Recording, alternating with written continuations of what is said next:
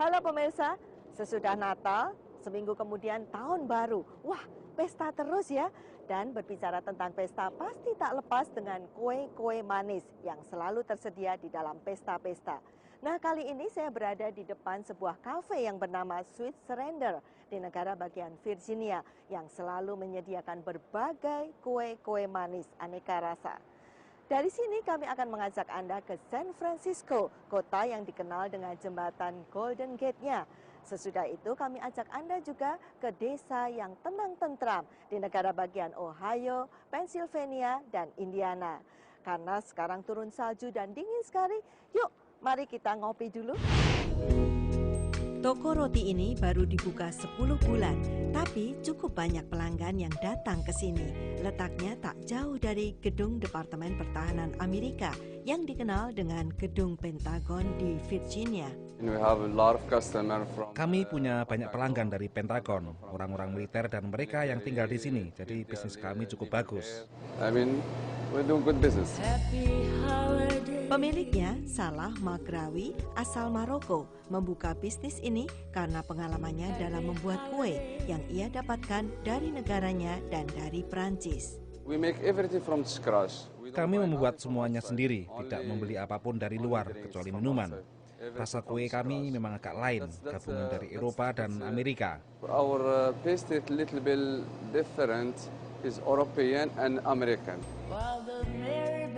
Selain menjual kue-kue, toko roti ini juga menyediakan sarapan pagi dan menerima pesanan dari kantor-kantor.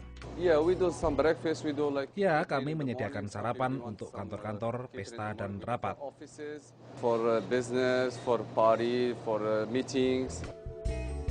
Saat Natal, ada kue khusus yang digemari para pembeli sesuai dengan tradisi Natal di sini, yaitu kue berbentuk pohon tumbang atau Yule log.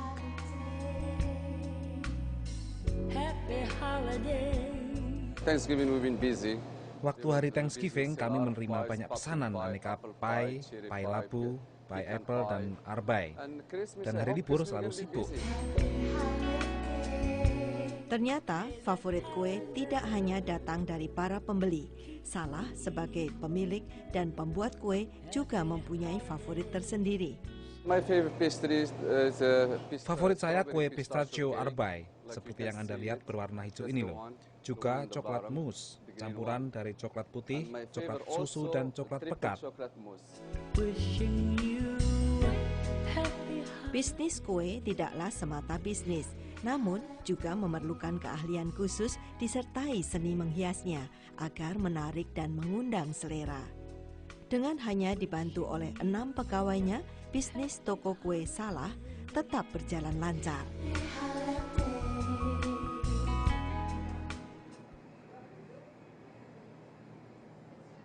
Pemirsa, setelah ini kita akan menuju ke sebuah desa pemukiman orang Amish di negara bagian Pennsylvania. Untuk itu, jangan beranjak dari tempat duduk Anda.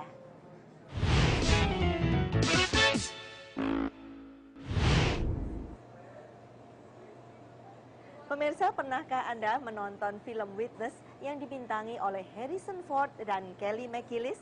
Di dalam film itu, sang polisi terluka dan bersembunyi di sebuah pemukiman orang Amish di negara bagian Pennsylvania.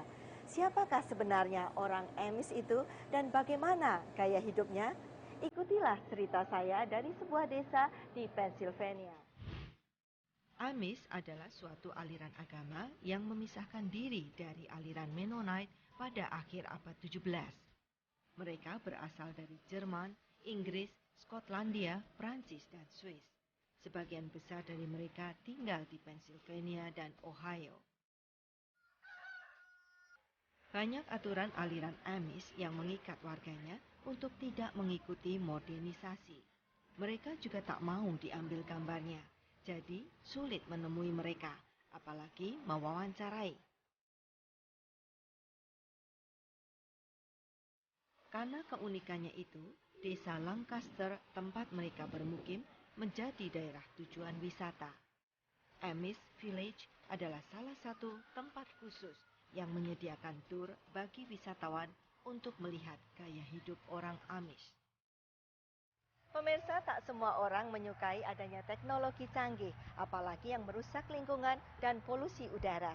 Nah, di sebuah perkampungan Amish di negara bagian Pennsylvania yang dihuni oleh 24.000 warga Amish, kita bisa melihat bagaimana kehidupan mereka yang pada umumnya menolak adanya teknologi modern.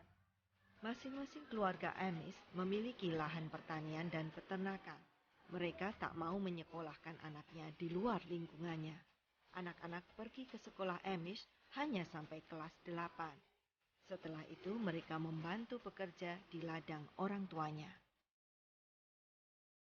Orang Amish juga menolak adanya tenaga listrik, sehingga tak ada radio dan TV. Meskipun tampak sulit dimengerti bagi kita yang menyukai kehidupan modern, namun ada sisi lain yang memberi pengaruh positif tanpa adanya media elektronik di rumah, yaitu waktu untuk bercengkerama dengan anggota keluarganya, dan mereka sangat menghargai kebersamaan itu. Tempat ibadah orang Amish tidak di gereja, tetapi di rumah-rumah sesama Amish. Dalam ibadah yang berlangsung selama 4 jam itu, mereka menggunakan bahasa campuran antara Jerman dan Belanda. Kereta kuda adalah ciri khas kendaraan orang Amish. Mereka juga bersepeda atau berjalan kaki. Bagaimana masyarakat di luar Amish menanggapi gaya hidup seperti ini?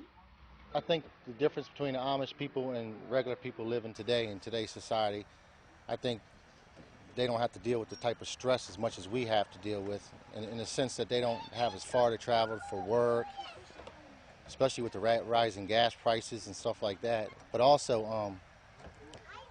they're more of a unity as a family, you know, like they know where their kids are and what they're doing when they become teenagers, as opposed to modern Americans, you know.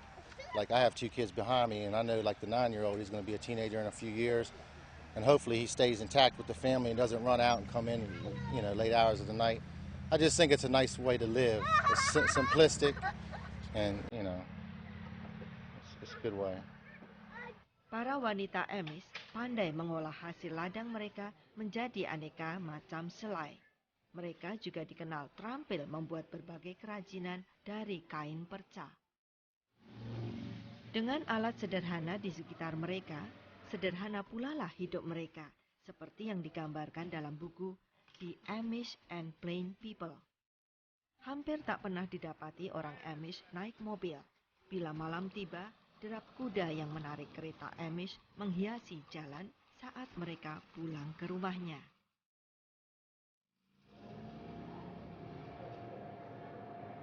Pemirsa, tak semua kehidupan modern itu baik kan? Hal ini bisa kita lihat dengan kehidupan orang Amish tadi yang justru banyak meluangkan waktu untuk keluarganya. Saya pikir hal ini lebih baik daripada bermain video game dan nonton TV terus-menerus, tapi tak ada komunikasi antar anggota keluarga.